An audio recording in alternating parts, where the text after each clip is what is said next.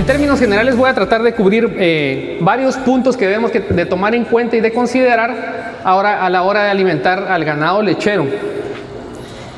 Y yo comienzo con varias preguntas, pero una de las primeras es que levante la mano quien del principio del año para acá ha hecho análisis de pastos en su finca. ¿Tienen miedo a levantar la mano o no han hecho análisis de pastos? No, entonces eso es lo que ha pasado, no hemos hecho análisis. En el año pasado, ¿quién hizo análisis de pastos? Tampoco. Bueno, entonces vamos a platicar bastante sobre eso. Y quiero que quien de los valientes que no esté comiendo helado todavía me diga cuál sería la diferencia entre alimentación y nutrición de un animal. ¿Quién me quiere ayudar con eso? Hablen, hombre, si no, aquí no comemos. Mantenerlo y hacerlo más productivo. Tal vez mantenerlo y así nutrirlo y hacerlo productivo. Exactamente. Nosotros podemos estar alimentando un animal y podemos darle cualquier cantidad de comida sin poderlo balancear y vamos a llenar a ese animal, pero realmente no estamos nutriendo. Y nutrir se refiere a llenar los requerimientos nutricionales que necesita el animal en cada fase productiva y en cada etapa metabólica. Entonces, ¿qué pasa? Máxime en esta temporada. ¿Ustedes creemos que con tusa y sal podemos ser nutridos o podemos estar solo alimentando? Parece que solo vamos a alimentar, tal vez solo vamos a alimentar. Pues nos puede dar el mismo también que la vaca al no verse con qué más comer que el rastrojo y la melaza, pues le tiene que entrar porque no hay de otra. Y después dice, esta vaca no me está funcionando, es buena genética, me costó 25,000 quetzales, pero me está dando solo 3 litros. Pues ni modo, no nos va a alcanzar porque no la estamos nutriendo. Entonces los temas que vamos a tratar son algunos datos generales que tenemos que considerar en una lechería, las caracterizaciones de los ingredientes en la dieta, las necesidades nutricionales que tienen los rumiantes y algunas cosas que deberíamos de observar. Algunos datos generales. Para comenzar, nosotros en Guatemala no somos el mejor consumidor per cápita de leche, ¿verdad? Ese es un gran reto que tenemos los lecheros, que tenemos que incentivar el consumo de cualquier forma. Ya se han hecho, pues ahora se venden yogurts y quesos y de toda forma, pero uno de los grandes alicientes que para los extranjeros y no para nosotros es que un 63% de la leche fluida que se consume en el país es importada, ¿verdad? Al día de hoy la mayoría no vendemos leche fluida, sino que tenemos que ver cómo la procesamos o se la vendemos a plantas grandes. Entonces ese es un reto que hay que vencer como lecheros, organizándose, ¿verdad? El precio promedio de leche al productor, según esta estadística del FEPAL del 2015, ya está un poco viejo, pero yo estuve sondeando en los últimos días cómo anda, dice que pagan a 51 centavos de dólar el litro en Guatemala. Si miramos entre los demás países, no es un mal precio. Más o menos serían como 3.90, 3.95 al cambio de estos días de quetzal. Uno dice, este muchacho me está mintiendo porque a mí me la pagan a 2.50 o a 3. Y otro dice, pues a mí me da mejor porque a mí me pagan a 4.50 masiva. Entonces, más o menos es el promedio, ¿verdad? Entonces, tenemos un buen precio de venta en comparación de todos los países de la zona. Pero ahí tenemos otro reto que tenemos que vencer, ¿verdad? Esta gráfica lo que nos marca es el flujo de importaciones y exportaciones de los productos lácteos en el área. Las flechas nos indican de dónde a dónde van los productos lácteos del área. Y si miramos, dentro de más grande sea la flecha, más grande es el flujo que se tiene. ¿Qué es lo que esto nos dice?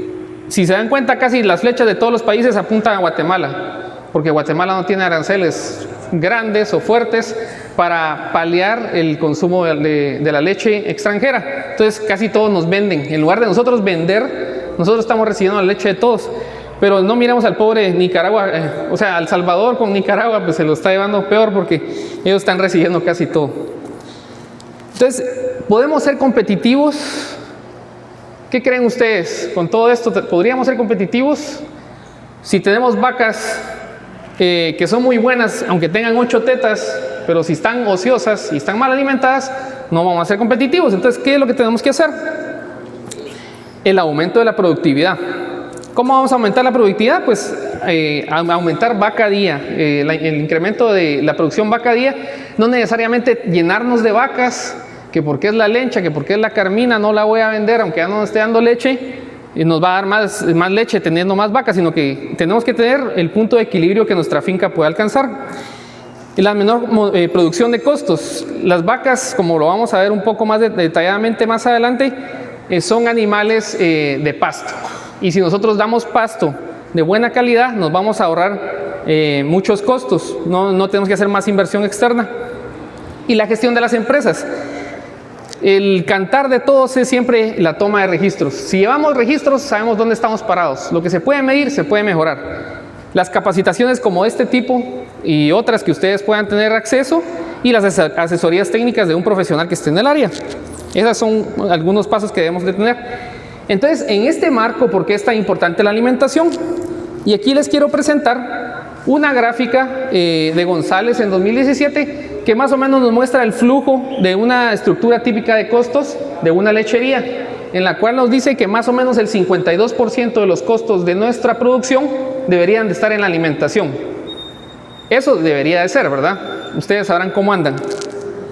¿Y qué pasa con este rubro de alimentación? La estructura típica que debería de ser que un 77% de la alimentación que usamos debería estar en las vacas en producción, porque pues ni modo, son las que nos devuelven día a día lo que nosotros estamos invirtiendo. Pero también hay un 2% en secas, que a mí todavía se me hace muy poco, debería ser más, porque las pobres secas sufridas siempre se las llevan. Sobró la producción, échale a la seca lo que sobra. No sobró, entonces que coman mañana. Y en todo caso ellas llevan el futuro de la finca en la panza. Entonces es un problema un poquito serio, ¿verdad? Y también tenemos un 13% para los reemplazos que van a ser las lecheras cuando hagamos la producción de descarte. Repastos y cultivos va a ser el resto de ese 100% del 52% total. ¿Cómo sería el hato ideal de la lechería?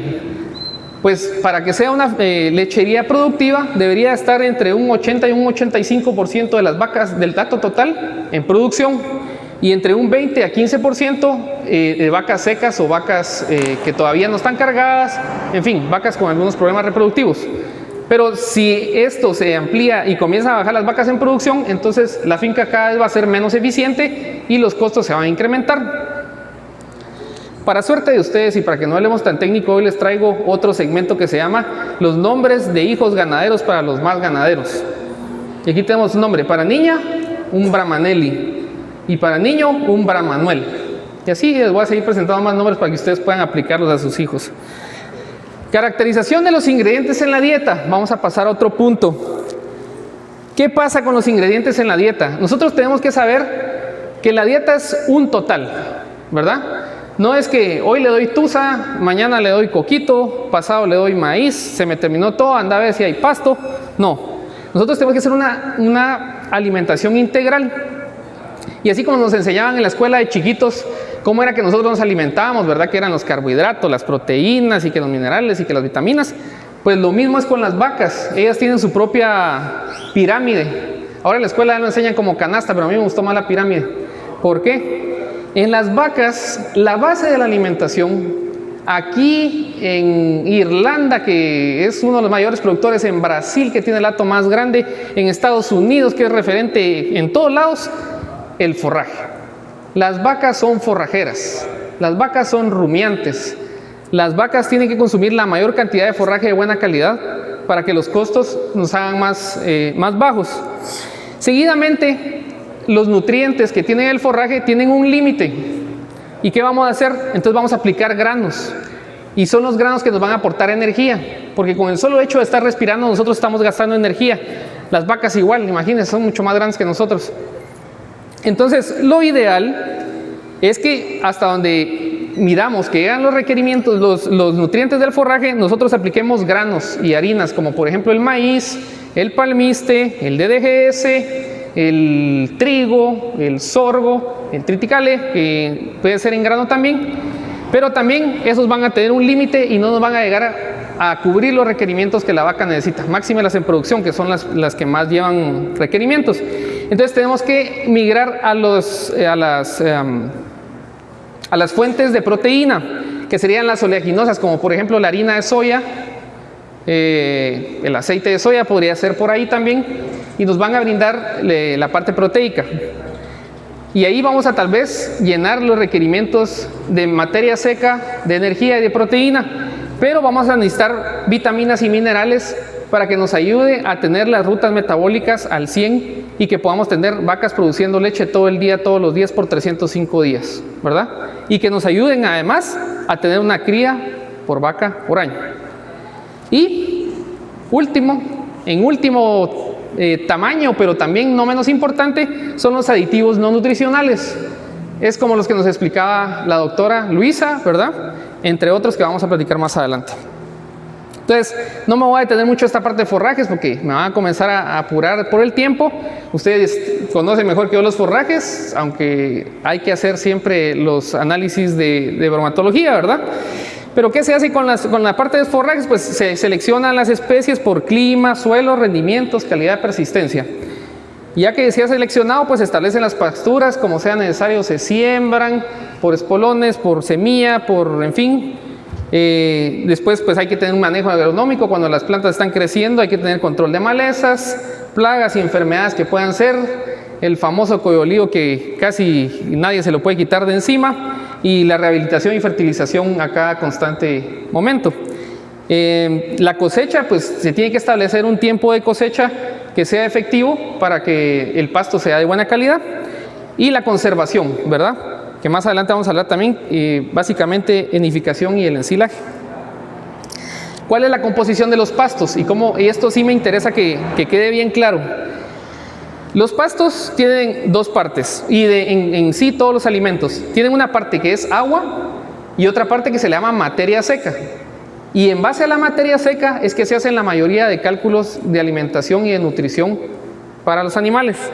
¿Por qué? Porque la materia seca es la que tiene los componentes inorgánicos, es la parte donde están los minerales, y tiene los componentes orgánicos, que es la parte donde están los lípidos, los carbohidratos, las proteínas, en fin, toda la parte que nos va a nutrir a las vacas. ¿Cómo podemos nosotros llegar a saber cuál es la materia seca? Sencillo. Lo mandamos a hacer análisis bromatológico, pero también lo podemos hacer en finca. Hay algunos métodos, ahora que tenemos el internet, ustedes se meten a YouTube y ponen cómo medir materia seca de un pasto, y van a salir algunas formas de hacerlo con microondas. Si lo pueden hacer, pruébenlo y va a ser muy bueno. Y si no, si todavía ustedes pueden invertir, les recomiendo comprar un coaster, que no es más que este dispositivo que está por acá, que tiene una turbina y una resistencia, la cual hace que se seque el pasto, y con esta fórmula donde ustedes van a poner una cantidad inicial de pasto que ustedes ya saben cuál es, cuando ya no cambia de peso este pasto, ustedes pesan cuánto pesó al final, hacen la diferencia, lo dividen por el peso inicial y lo hacen por 100 para saber cuánto por ciento de parte de materia seca va a tener. Entonces, conociendo la materia seca de nuestro pasto, ya va a ser más fácil que nos entendamos de aquí en adelante. ¿Qué es la digestibilidad del pasto? En términos generales, es qué tanto del pasto que se consume la vaca lo va a poder llevar a su organismo, metabolizarlo y hacerlo producir y convertirlo en leche principalmente, o en carne para los que sacan doble propósito. Entonces, ¿cuáles son los componentes? Pues los componentes que son las paredes celulares de este pasto, que son las que vamos a aprovechar. Esa es la gran ventaja de los rumiantes, que al tener la panza o rumen como cámara de fermentación, es donde vamos a obtener los ácidos grasos volátiles, que ya los vamos a ver, y es la forma en que la vaca se alimenta. Un señor que aún está vivo, aunque no lo crean, se llama Van Sus. Él inventó unos métodos para medir cuál es la calidad de fibra y qué tanto se lo puede metabolizar la vaca. En términos generales, entonces, aquí tenemos algunos valores que nos da Parsi de algunos forrajes que podemos usar nosotros en la lechería, y nos indica qué valores de pared celular tiene. La hemicelulosa, que sí se la puede consumir la vaca, sí la puede metabolizar, la celulosa, que también la puede metabolizar, y la lignina, que no. En términos generales, vamos a dar un pasón rápido por acá. ¿Alguna vez han oído hablar del FDN, FAD y LDA? Que parece trabalenguas, pero no es. ¿Alguien me puede ayudar? ¿O sí? Bueno, en pocas palabras, este señor Van Sus, que este señor era muy bueno en lo que hacía, midió y emuló la forma en que la vaca en el rumen degrada la lignina, la celulosa y la hemicelulosa. Bueno, según él. Y llegó a los parámetros de fibra neutrodetergente, que no es más que agarrar el pasto, meterlo en una solución detergente neutra y ver cuánto se disuelve. Entonces, ahí de la materia seca quitamos el contenido celular, que es lo que sería que se disuelve, y queda el FDN. Seguidamente agarramos el FDN y lo metemos en una solución ácido detergente, que sería el FAD, y vemos cuánto se disuelve. Entonces ahí nos va a salir otra de las fibras, fibra ácido detergente. Es otra forma en que la vaca degrada en el rumen. Y por último, agarramos ese resto que nos queda y lo metemos en una solución de ácido sulfúrico, y ahí nos va a sacar el resto, que es la lignina, que es el material maderable, que es lo que la vaca de plano ya no se puede comer. Pero no es tan interesante como que ustedes lo tengan ya sintetizado. ¿Qué es lo que esta gráfica nos dice? A menor FDN y FDA va a ser mayor la digestibilidad del pasto, ¿verdad? Dentro de menos fibra tenga, el pasto va a ser de mejor calidad. ¿Ya?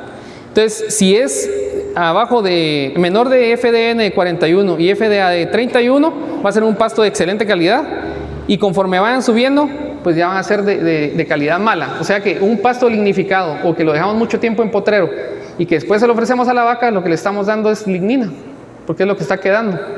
Ya no va a ser digestible. Esta es otra forma de verlo, ¿verdad?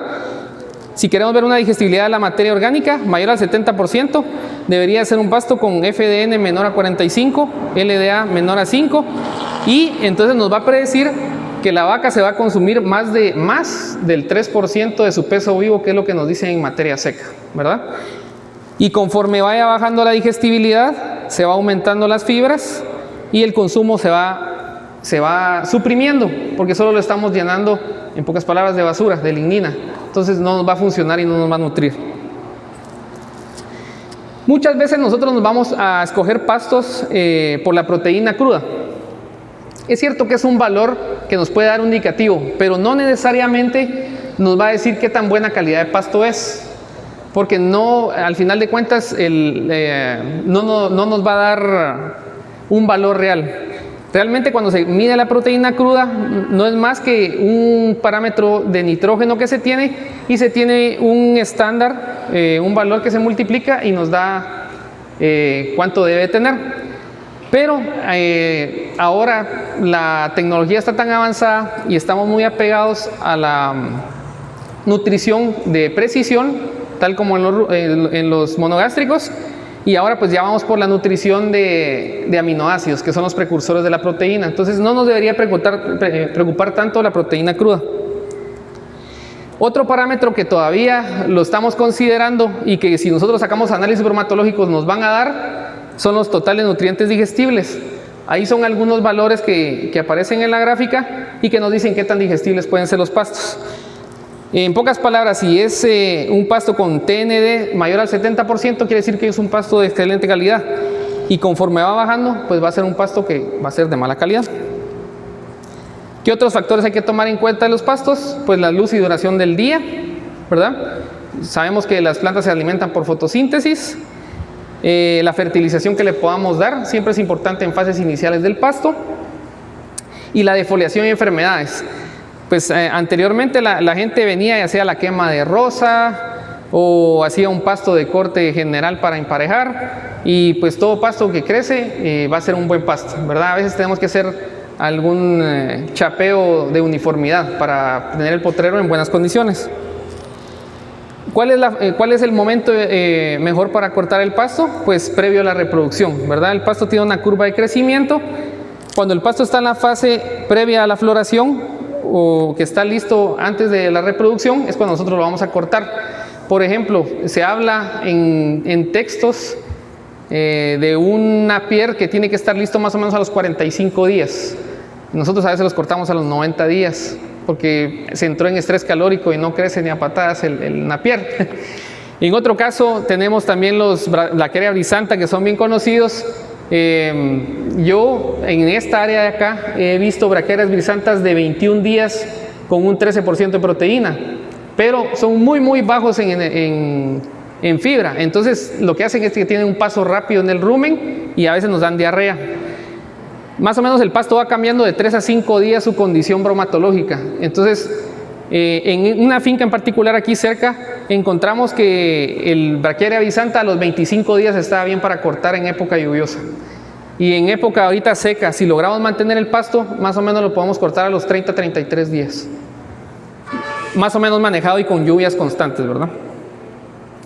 ¿Qué otra cosa que tenemos que tomar en consideración del pasto? Pues la altura a la que queremos que los animales la corten. Si nosotros metemos al potrero a los animales y que se acaben el potrero, dentro de más pequeño esté el pasto, más va a costar que se recupere, ¿verdad? Más tiempo. Entonces, más o menos para especies herbáceas, debemos tener de unos 10 o 15 centímetros en época de lluvia y de unos 20 a 25 centímetros, si es que nos llega a crecer más de eso, en época seca, si es que aún tenemos pasto. Y en especies más, que son más altas, que ya son, pues, que tienen más caña, podemos hablar de un 35 o 40 centímetros en época de lluvia y podemos dejarlo crecer un poco más en época seca, ¿verdad? Para corte. La mayoría de esos los usamos para corte. ¿Por qué así? Porque en invierno pues todo es felicidad, hay pasto, soltamos los animales, se pudre el pasto y nosotros felices. Pero ¿qué pasa cuando llega el verano? Las vacas tienen que ver si comen piedras o a ver qué, ¿verdad? Y esas fotos, de esta Holstein, son de la semana pasada en Jalapa. La pobre vaca viendo para dónde agarra y ver qué come porque no hay, ¿verdad? Aún así su condición corporal no está mala. Pero si nos vamos al extremo, ahí sí es de preocuparnos, ¿verdad? Aquellas pobres vacas que las sacamos a potreros solo que van a pasear y ya la condición corporal está muy mala. Entonces no tenemos que dejar que nos llegue a eso, ¿verdad? Esperamos que no sea así. Entonces, ¿qué pasa? ¿Qué es lo que tenemos que hacer en época seca cuando decimos, pues, si no hay pasto, ¿qué vamos a hacer? Pues vamos a conservar forrajes. Cuando está la bonanza de los pastos es donde tenemos que cosechar y guardar. ¿Cuáles son los dos métodos por excelencia? La vinificación. La mayoría pues debería de saber que en el punto exacto del mejor estado de la planta la cortamos, le damos un tratamiento de aireación, se conserva y la podemos guardar por hasta un año, ¿verdad? Si es necesario. Pero me interesa más porque el alimento de las vacas es el ensilaje y precisamente el ensilaje de maíz. ¿Y qué es el ensilaje de maíz? Pues vamos a esperar a que el maíz llegue a un estado masoso, lechoso. Aquí en la costa he oído yo que están alcanzando eso tal vez a los 85, 90 días con buen manejo. Lo cortamos sabiendo que va a tener más o menos, vamos a comenzar a cortar más o menos al 28% de materia seca y esperando que no se nos pase un 35% de materia seca. Lo vamos a picar, ahí vamos a ver algunas formas que tiene que estar picado y lo vamos a guardar. Y este alimento nos puede llegar a guardarlo hasta 3 años, 2 años. No queremos guardarlo tanto tiempo, pero si es posible y es necesario, pues hay que hacerlo.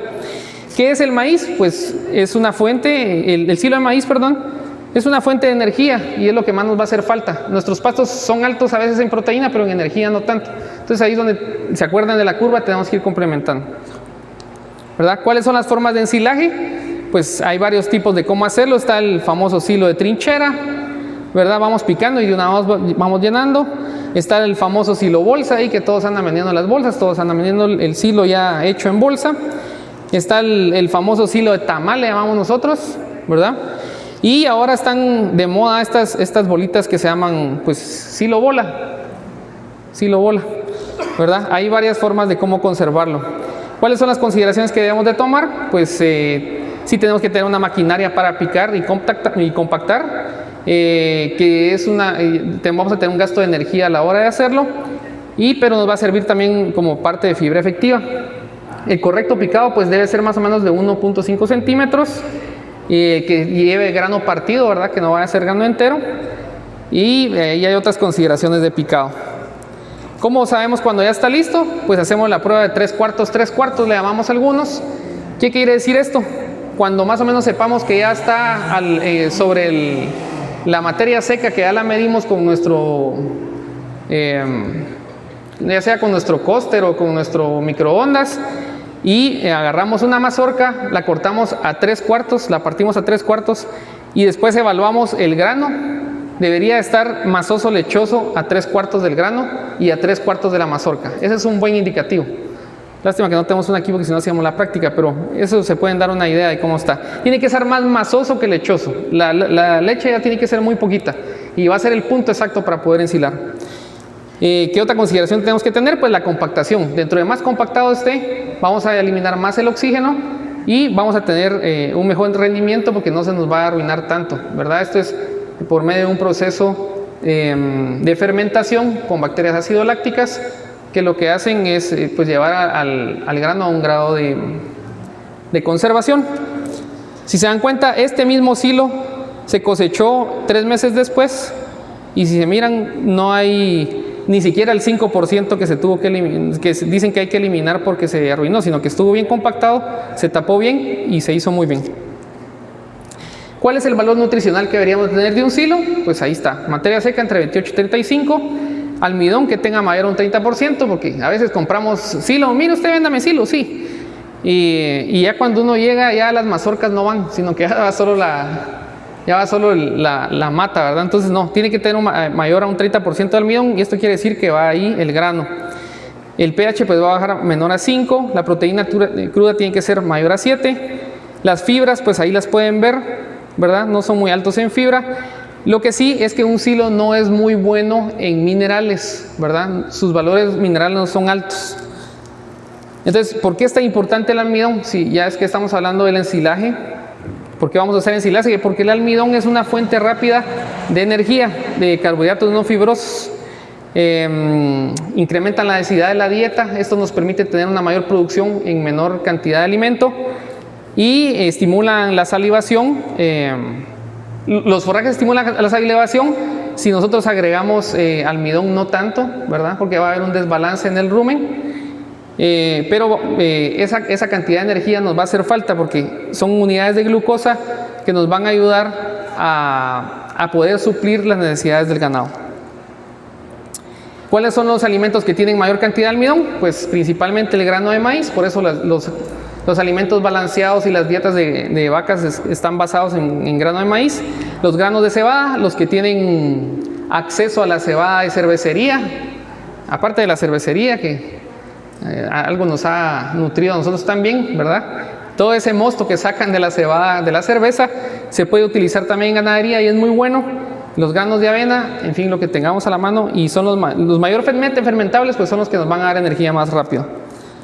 Ahí hay otra forma de cómo verlo, pues los sorgos no son tan fermentables, los maíces son medianos y los trigos y la cebada son más fermentables. Entonces, recordando, vamos a hacer una vuelta otra vez. Ya hablamos un poco sobre forrajes. Si ya tenemos la fase forrajera y nos llegaron ahí, vamos a agregar granos. Si ya topamos granos y llegaron ahí, pues vamos a hacer las oleaginosas o las proteínas y vamos a seguir con los demás. Nuevamente con ustedes otro segmento de nombres ganaderos para niños de ganaderos. Holstelsa e Indobrasaúl, ¿verdad? Por si lo quieren aplicar. Entonces, ¿qué pasa? Las harinas y los alimentos balanceados no son el alimento único para una vaca, sino que ya habiendo rellenado los requerimientos de forraje, entonces vamos a agregar esto. Y no existe el mejor concentrado para la mejor vaca, ¿verdad? Todo depende de los parámetros que tengamos que llenar y de la zona donde estén y los nutrientes que obtengamos de las materias primas que tenemos. ¿Qué pasa con el aporte de proteína complementaria?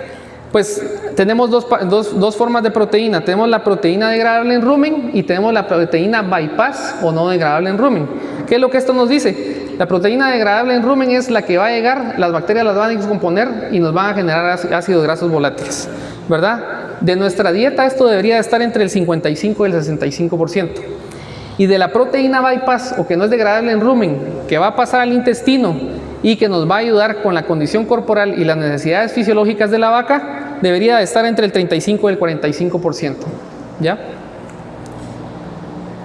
Ahora bien, ¿qué pasa? Hay un científico que hizo una ley que se llama la ley del mínimo de Living. ¿Qué es lo que esto nos dice? Nosotros podemos tener llenos los requerimientos de energía, los requerimientos de proteína, todo está lleno. Pero si tenemos deficientes los minerales y las vitaminas, vamos a comenzar a tener problemas reproductivos, vamos a comenzar a tener problemas metabólicos y entonces la producción de todos modos se nos va a caer. Entonces Living dice que en el mínimo del ingrediente que no esté lleno, por ahí se nos va a escapar la producción. Entonces tenemos que tomar en cuenta que también la nutrición con vitaminas y minerales es bien importante.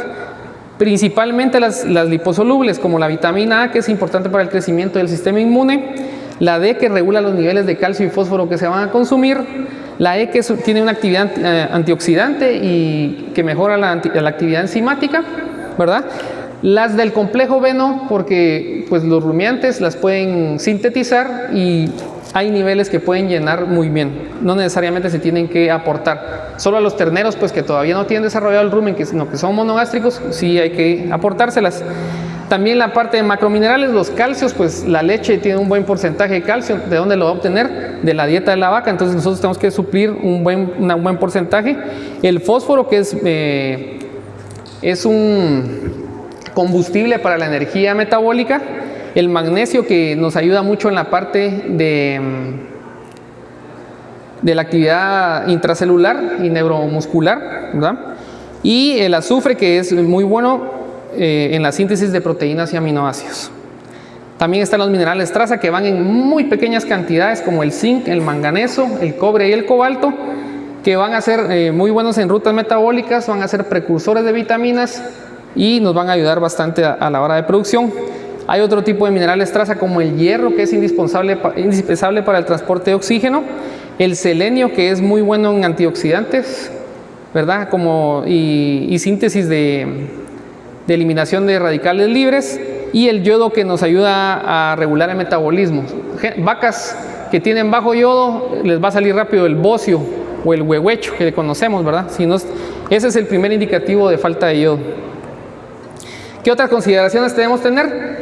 Indiferentemente del mineral que es, tiene que ver mucho las fuentes que son, porque si no son fuentes digeribles, la vaca pues no los va a metabolizar. Watts en 1990 hizo un estudio y nos enseñó esta pequeña gráfica que es un poquito confusa, pero lo que más o menos nos dice es que hay minerales que se ayudan y minerales que tienen antagonismo, y el calcio y el fósforo son antagonistas. Por eso hay que guardar una buena relación entre calcio y fósforo. Entonces el porcentaje de absorción depende de las fuentes. Las mejores fuentes son los sulfatos y los minerales orgánicos, que pues, se han tenido un boom muy fuerte, ¿verdad? Algunas consideraciones que hay que tomar: que los óxidos son las menos biodisponibles, entonces si se pueden evitar usar, pues mejor. Y finalmente, ya para llegar al punto de la torre, los aditivos no nutricionales. ¿Qué son? Pues los modificadores de la fermentación ruminal nos ayudan a modificar la flora bacteriana. Las soluciones buffer, que nos ayudan a tener un pH neutro para que no se acidifique el medio y no tengamos vacas con acidosis. Secuestrante de micotoxinas, los enemigos silenciosos que están en los granos, no los podemos evitar, entonces tenemos que usar secuestrantes de micotoxinas. En ciertas épocas del año es más incidente. Y coadyuvantes de síntesis de aminoácidos, entre otros. Hay muchos aditivos nutricionales, hay que usarlos de una manera efectiva. Nosotros ya hemos hecho estudios, nuestros núcleos los llevan, pero a veces se habla, bueno, este aditivo tiene 2 litros más de leche y este otro tiene 5 litros más, entonces si le quito maíz y le pongo estos 2 aditivos ya tengo 7 litros más. No es un efecto sumatorio. Es cuando ya tenemos lleno el forraje, cuando ya tenemos lleno los granos, cuando ya tenemos lleno vitaminas y minerales, entonces usamos los aditivos, que es el plus o esa milla extra que necesitamos para llegar a la producción total. Si no, nos va a pasar a lo que dice esta vaca. Me está diciendo que me deja de dar concentrado porque dejé de dar leche, ¿verdad? A las pobres secas, como vuelvo a repetir, es a las que se las lleva al río. Y entonces necesidades nutricionales ya como ración total. Hay 3 tipos de alimentación: las de mantenimiento, donde solo se toma en cuenta la pérdida fecal y urinaria que tenemos, y si queremos que produzca y reproducción, pues la alimentación tiene que ser aún más intensiva y más acorde. ¿Cómo se alimenta la vaca? Por medio de los ácidos grasos volátiles, ¿verdad? Son el 70% de su nutrición. Es importante para mantener la distribución de células animales y que la vaca esté en homeostasis, que quiere decir es la forma en que la vaca está al 100, está en buenas condiciones. ¿Cuáles son los ácidos grasos volátiles? Pues el acetato, el propionato y el butirato. En dietas altas en forraje vamos a tener una mayor proporción de acetato, ¿verdad? Y en dietas de granos y harinas, pues vamos a tener una mayor proporción de propionato. ¿Por qué no es tan bueno? Dependiendo de lo que nosotros querramos hacer. Si tenemos más ácido acético, vamos a tener una mayor calidad de leche. Esto es por medio de los forrajes y vamos a alcanzar unos mejores niveles de sólidos en leche. Si a nosotros nos pagan por sólidos en leche, es la manera de obtenerlo, una mayor proporción de forrajes. Pero si por el contrario nosotros estamos buscando mayor cantidad de leche y no nos importa tanto los sólidos, pues entonces vamos a tener que poner un poco más de granos y nos va a dar más cantidad de leche. ¿Qué son algunos aspectos que debemos de tomar en cuenta a la hora de balancear dietas? Hay bastantes, ¿verdad? Que deberíamos de saber. Dentro de más aspectos de estos conozcamos, más precisa va a ser la dieta que vamos a ofrecer, ¿verdad? Y eso es lo que estamos buscando. Dentro de más preciso sepamos qué es lo que tenemos que hacer, más podemos llegar a los requerimientos nutricionales. Y tenemos que definir una estrategia. ¿Qué vamos a definir? Hay estrategias individuales. Yo sé que esta vaca se consume 150 libras de comida. Entonces a esa le vamos a dar eso. Si tenemos pocas vacas lo podemos hacer. O podemos hacerlo por definición en estrategia por grupos. Bueno, tenemos los 3 tercios de lactancia. Entonces el primer tercio, las vacas de primeros 100 días van aquí y les vamos a dar esta dieta. Las vacas a partir de 120 días las vamos a pasar al otro grupo y les vamos a dar esta dieta. Y las vacas que ya están preñadas y ya solo esperando para ser secas, pues les vamos a dar esta otra dieta. Entonces es otra estrategia en grupos. Y tenemos un concepto de ración total mezclada, ¿verdad? Que es teniendo la estrategia por grupos, nosotros ya sabemos qué ración vamos a usar para todas esas, teniendo los aditivos y los ingredientes que sean necesarios. Lamentablemente a veces estamos sin estrategia, entonces dejamos a las vacas a su suerte y ellas pues consumen lo que quieran o lo que puedan comer en ese momento, y no debe ser así. ¿Por qué debemos tomarlo en cuenta? Esta es una curva normal de lactancia de una vaca. Aquí fue el parto. La vaca suprime un poco el consumo porque ha pasado por un proceso metabólico muy fuerte. La producción de leche se incrementa en los primeros 3 meses, ¿verdad? La condición corporal se nos cae y si no la lidiamos, por eso se nos puede morir una vaca. Ahí vienen problemas metabólicos, vienen problemas de enfermedades. Entonces la nutrición tiene que ser mucho más concentrada en esa etapa. Pasando ese primer tercio, pues ya llegamos a la vaca se empareja, comienza a decaer la producción, comienza a incrementar su consumo. En ese punto es donde tenemos que alinear a la vaca y llegar a una condición corporal de 3.25. Y en el último tercio de lactancia esa vaca debería estar cargada. Y al llegar a los 305 días su consumo puede seguir incrementando, pero nosotros se lo tenemos que restringir porque si no se nos va a poner una vaca gorda. La condición corporal se recupera y la producción de leche cae.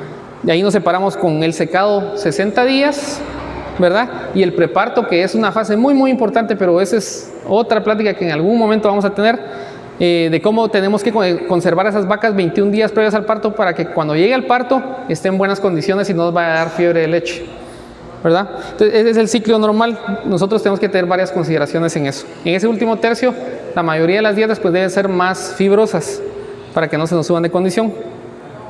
¿Qué tipo de alimentación pueden haber? Pues puede ser por pastoreo rotacional en franjas, ¿verdad? Es una finca bien definida, o por lo menos con pastoreo rotacional. Que sepamos el número de potreros que tenemos y que nos dé tiempo de dar la vuelta para que el pasto se recupere y tengamos pasto de buena calidad todo el tiempo. O bien, hay gente pues que ya está confinando. Aquí no es, son pocas las fincas que lo hacen, pero por ejemplo alguien cerca de nosotros en El Salvador, ya la mayoría de lecherías son en confinamiento, ¿verdad? Es un poco más costoso, pero vamos a tener mejores beneficios. ¿Qué factores debemos de tomar en cuenta? Pues el pastoreo rotacional, el tamaño y división de los potreros para que nos dé tiempo de tener pasto de buena calidad. La capacidad de la producción que tenemos de forraje principalmente, la carga animal que deberíamos de tener, las condiciones que tienen, si está barroso, encharcado, pues va a necesitar más energía, el acceso y las distancias que vayan a tener, pues no deben tener muy lejos el agua, por ejemplo, la sombra y los echaderos. Y en confinamiento, pues que tengamos la cantidad o el tamaño necesario de los comederos, más o menos de 1 metro, dependiendo qué tipo de vaca tengamos. Las condiciones de piso que no sean resbaladizos, porque si no la vaca se cayó, se nos quebró y ahí se fueron nuestros 25,000 quetzales, ¿va? Los bebederos, pues que tengan su espacio suficiente, los accesos, las sombras también. Ahora, ¿qué consideraciones podemos tener ya finalmente para poder saber qué tipo de concentrados debemos usar o qué tipo de balanceados? Este es algo que tomé prestado de uno de mis catedráticos Campabadal.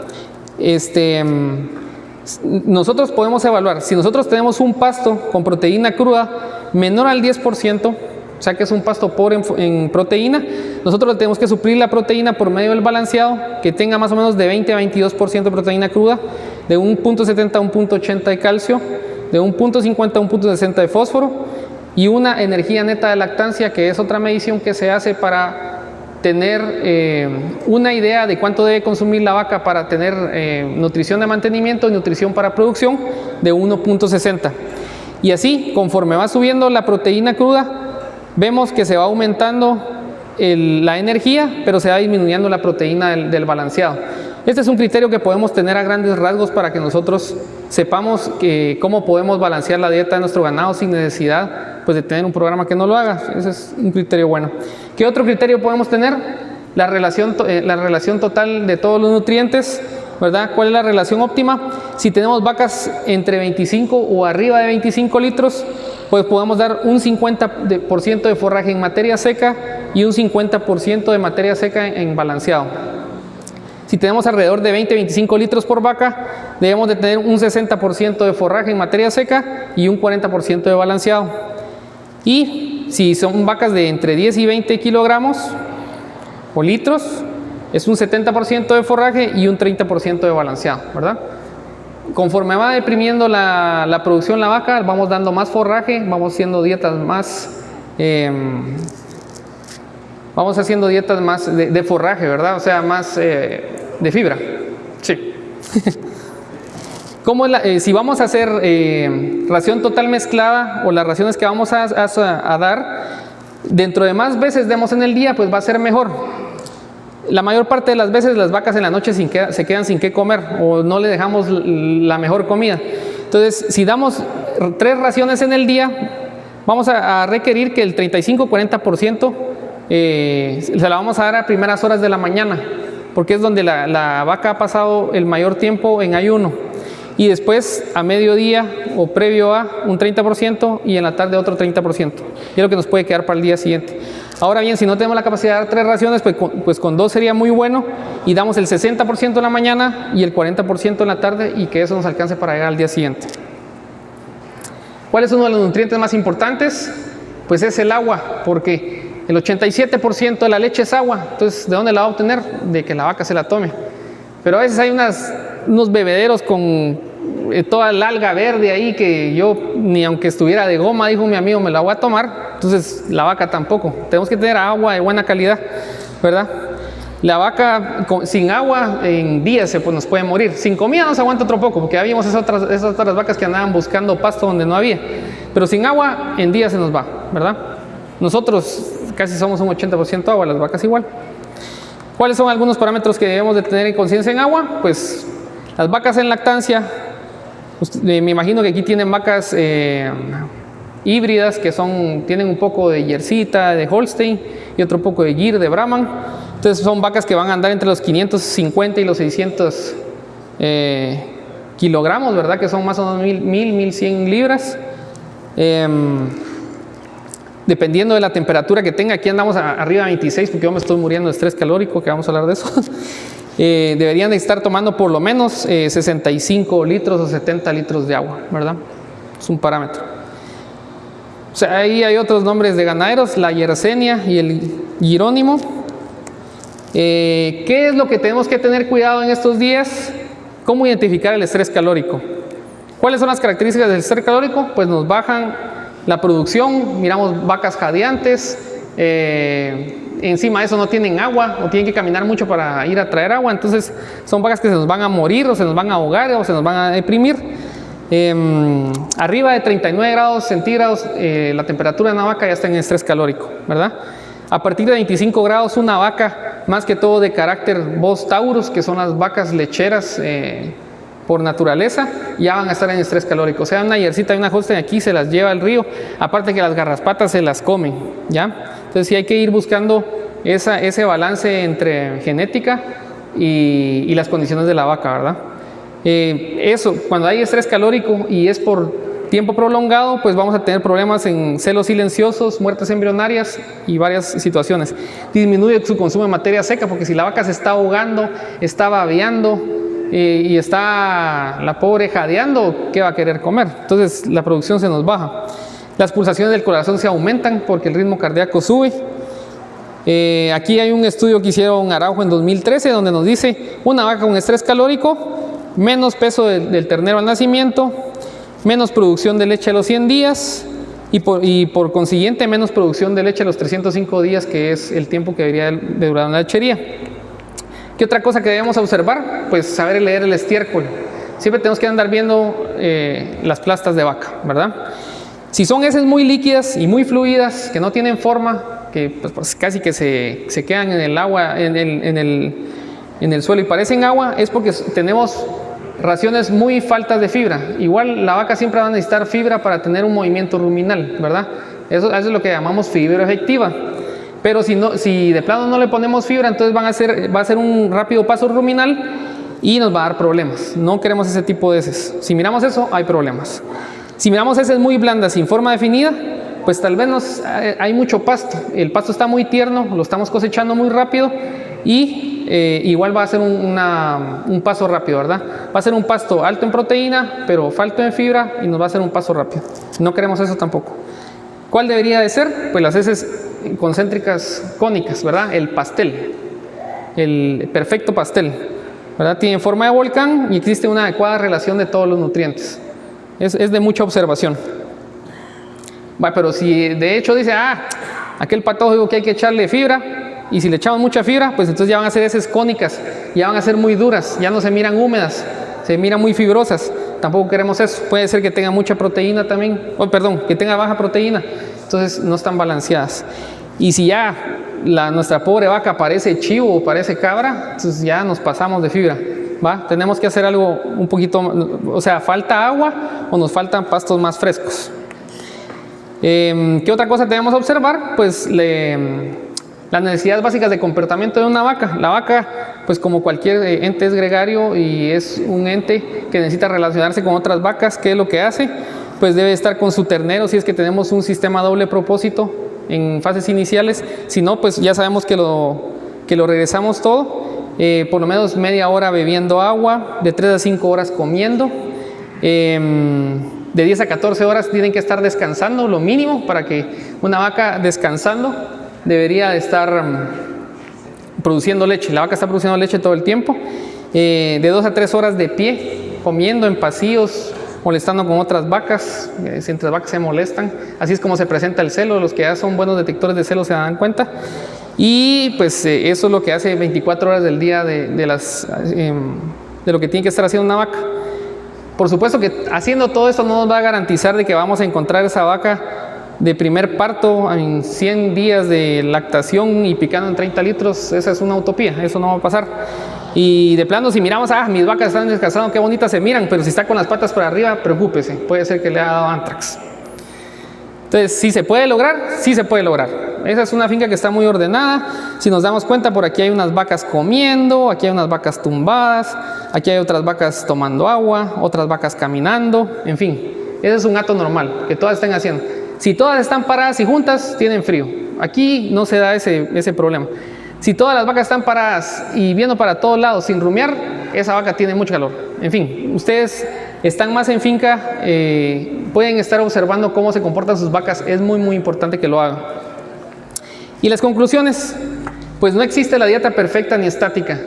A veces yo he visto que hay personas que vienen y dicen, mira, esta dieta me la hicieron para mi finca. Y sacale copia, llévatela, y para todos.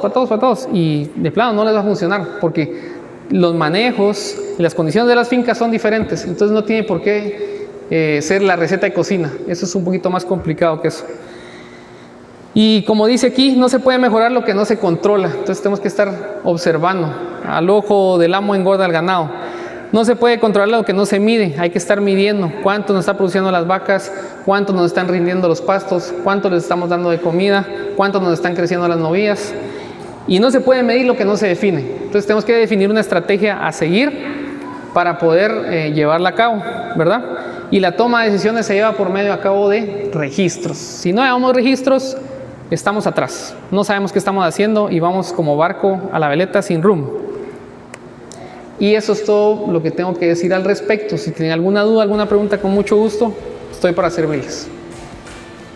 Gracias. Muchas gracias.